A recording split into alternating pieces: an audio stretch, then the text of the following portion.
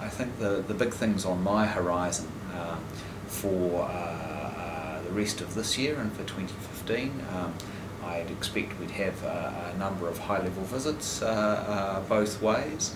I am, you may have seen a joint press release by Rautonoki Kumbumbola and my Minister Murray McCulley nearly 2 weeks ago now about the Fiji's entry into the recognised seasonal employer scheme.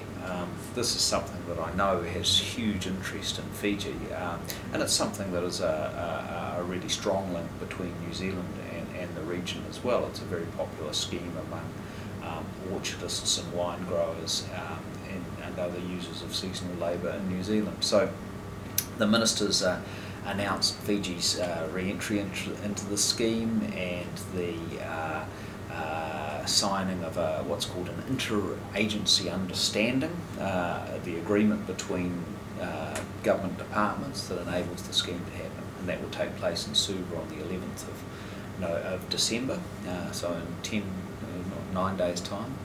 A pilot phase next year where 30 Fijian workers will go down to New Zealand to be the first to work under the seasonal employment scheme. So that's a great thing.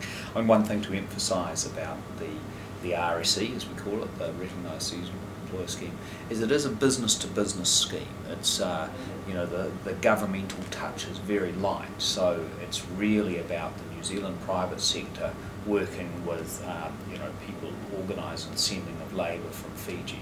So it's something over which the government doesn't have a lot of control in terms of the fine detail. What the New Zealand government does is set the overall conditions, make sure that workers are well treated and looked after fairly, and provides things like literacy and numeracy training also for a number of the workers who go down. So it's quite an exciting scheme. 30 is the initial tranche, but we don't, by and large, we don't set numbers for individual countries. There's an overall cap, which was 8,000. A month or so ago, the New Zealand Cabinet resolved to lift that cap from 8,000 to 9,000. So, not least because we're becoming close to fulfilling that cap, and the RSE is open from workers all around the world. The great majority come from Pacific Island countries, so the increase in the cap obviously gives some room for Fijian workers to enter as well. Is it going to be on a contract basis, the seasonal workers? That's right. So the workers are contracted by the